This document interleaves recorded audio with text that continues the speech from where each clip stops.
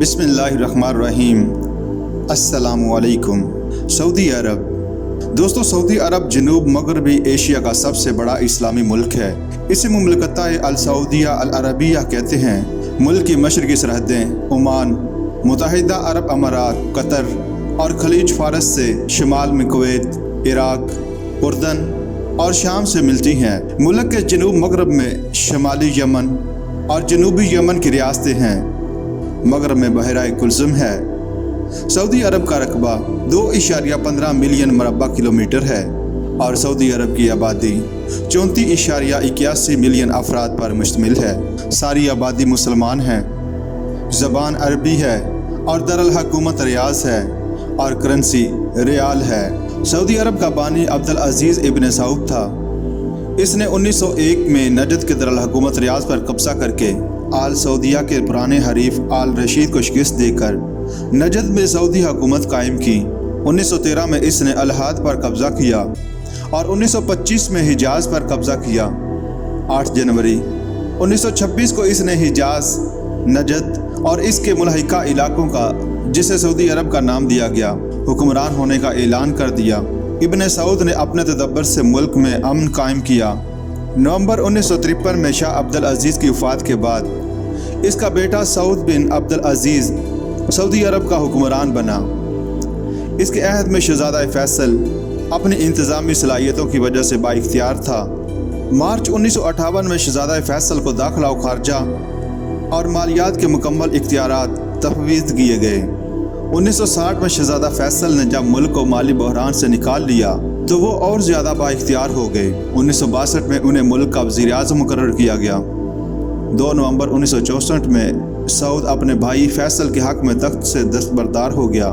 शाह फैसल 1975 तक सऊदी अरब के हुक्मरान रहे।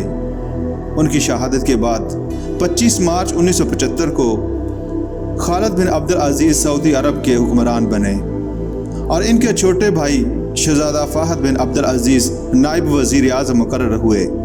शाह खालिद ने शाह फैसल की पॉलिसियों को कम बेश जारी रखा। सऊदी अरब की जदीद तारीख़ तेल की दरियाफ्त और इसकी मईशत और तजारत से वाबस्ता है। जंग अज़ीम दोम में सऊदी अरब ने मगरब और अमरीका के साथ दोस्ताना तल्लुकात इस्तेवार रखे, लेकिन असूली तौर पर गैर जानबदारी इख्तियार की। इसके साथ साथ तेल की जदीद दरियाफ्त ने सऊदी अरब की अहमियत को अमरीका और मगरब की नज़र में बढ़ा दिया। अमरीकी हुकूमत ने जो 1940 से पहले मुल्क में तेल के ज़्यादा मौक़े नहीं देखती थी, सरकारी तौर पर सऊदी अरब में दिलचस्पी नहीं ली। जो कुछ भी अमरीकी कंपनियों ने किया उनका ज़ाती इक़दाम था, जिसे अमरीकी सरकार की हमायत हासिल ना थी। तेल की दरियाफ्त ने सऊदी अरब की अहमियत बढ़ा दी। अमरीकी हुकूमत ने सऊदी अरब के साथ तल्लुकात बढ़ाने की तरफ तवज्जो दी। सऊदी अरब की गैर जानबदाराना हैसियत से फ़ायदा उठाते हुए अमरीका ने तल्लुकात को इस्तेवार किया और जल्द ही रियाज और जद्दा में अपने मिशन कायम किए। यह इसलिए भी मुमकिन हुआ कि अमरीका खुद जंग अज़ीम दोम के इब्तदाई सालों में गैर जानबदारी की पॉलिसी पर कारबंद था। इत्तेहादियों को इसकी इखलाकी हमायत ज़रूर हासिल थी। जंग अज़ीम के दौरान अमरीकी तेल कंपनी गैर यकीनी हालात की वजह से तेल की पैदावार न बढ़ा सकी। सरज़मीन हिजाज में हाजियों की आमद में भी बहुत कमी वाक़ई हुई, जिसका मुल्की मईशत पर गहरा असर पड़ा। इन हालात से मजबूर होकर सऊदी हुकूमत ने अमरीकी कंपनी को नोटिस दिया कि अगर $30 करोड़ का कर्ज 5 सालों में अदा न किया तो हुकूमत कंपनी के साथ मुआहिदा ख़त्म कर देगी। कंपनी के नुमाइंदे ने अमरीकी सदर रूज़वेल्ट से अप्रैल 1941 में अपील की और अमरीकी सदर की मंजूरी हासिल करके 1945 तक सऊदी हुकूमत के कर्जे 4 साल में अदा किए। इस तरह सऊदी हुकूमत ने अमरीका के साथ आहिस्ता आहिस्ता करीबी ताल्लुकात इस्तेवार कर लिए, जो कि जंग के आखिरी सालों में अमरीका के लिए बहुत ही सूदमंद साबित हुए। दोनों मुल्कों के दरमियान खुफिया फौजी मुआहिदों पर दस्तखत हुए। शाह के 2 बेटों अमीर फैसल और अमीर खालिद ने 1943 में अमरीका का दौरा किया। फरवरी 1945 में अमरीकी सदर रूज़वेल्ट की मिस्र में एक जंगी बहरी जहाज़ में इब्न सऊद के साथ मुलाकात हुई। इब्न सऊद ने इस मुलाकात में फ़लस्तीन के मसले के बारे में अपनी राय का इज़हार किया। جس میں امریکی صدر نے دوستانہ حمایت کا یقین دلایا۔ 2 ہفتوں کے بعد کانگریس کو اپنی رپورٹ میں امریکی صدر نے اعتراف کیا کہ اس نے فلسطین کے مسئلے کو جس اچھے انداز میں ان 5 منٹوں میں سمجھا ہے جو اس نے ابن سعود کے ساتھ ملاقات میں صرف کیے، وہ اسے 2 یا 3 درجن خطوط کے ذریعے بھی نہیں سمجھ سکتا تھا۔ ابن سعود نے روزویلٹ کی قدر کی اور 1 مارچ 1945 کو سعودی عرب نے بھی جرمنی کے خلاف اعلان جنگ کیا، اور اس طرح سعودی نمائندوں نے سان فرانسسکو میں اقوام متحدہ کی کانفرنس میں شرکت کی۔ 1950 کے بعد جب روس بھی اس قابل ہو گیا کہ وہ غیر ممالک کو امداد دے سکتا تھا اور اسرائیل کی یہودی ریاست بھی مارز وجود میں آ گئی، تو بڑی طاقتوں نے عرب ریاستوں کے بارے میں نئے انداز کی پالیسی کا آغاز کیا۔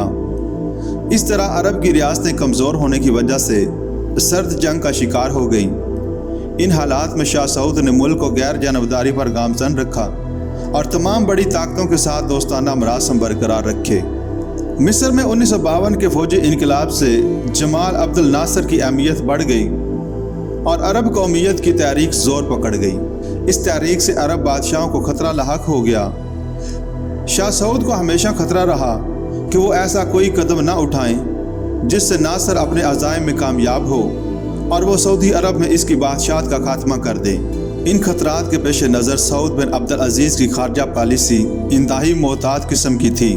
1955 میں معاہدہ بغداد کی روح سے برطانیہ اور امریکہ عرب میں اپنا اثر و رسوخ برقرار رکھنا چاہتے تھے، اور ان کی خواہش تھی کہ سعودی عرب بھی اس معاہدے میں شریک ہو جائے، لیکن سعودی عرب نے اس میں شمولیت سے انکار کر دیا تاکہ روس اس سے ناراض نہ ہو جائے، کیونکہ اس معاہدے کا بنیادی مقصد روس کے خلاف تھا۔ یہ اس لیے بھی تھا کہ روسی مدد سے ناصر کی سربراہی میں عرب قومیت کی تحریک مقبول ہو رہی تھی۔ سعود ایسا کوئی قدم نہیں اٹھانا چاہتا تھا جس سے وہ عوام میں ناپسند کیا جائے یا بادشاہت کو خطرہ لاحق ہو جائے۔ اس طرح برطانیہ اور امریکہ کے ساتھ سعودی عرب کے تعلقات وقتی طور پر سرد مہری کا شکار ہوئے۔ اس کی ایک وجہ یہ بھی تھی کہ اسرائیل کی ریاست امریکہ اور برطانیہ کی حمایت کی بنا پر مارز وجود میں آئی، اور ان دونوں طاقتوں نے بھاری فوجی اور اقتصادی امداد بھی اسرائیل کو فراہم کی، جس سے سعودی عرب ناراض ہو گیا۔ ان حالات سے فائدہ اٹھاتے ہوئے روس نے سعودی عرب کو اسلحہ کی فراہمی کی پیشکش کی، لیکن سعودی عرب نے اسے قبول کرنے سے انکار کر دیا تاکہ ملک بڑی طاقتوں میں رسا کشی کا شکار نہ ہونے پائے۔ دیگر عرب ریاستوں میں روس کا اثر بڑھتا رہا۔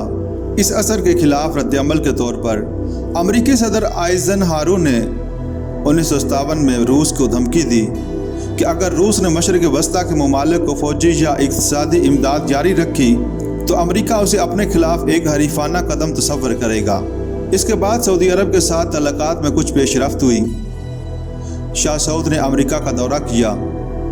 امریکہ اور سعودی عرب کے درمیان ایک اقتصادی معاہدہ کے تحت امریکہ نے فنی اور اقتصادی امداد فراہم کی۔ اس طرح سعود کے آخری دور میں ملک کے تعلقات امریکہ کے ساتھ کسی حد تک بہتر ہو گئے۔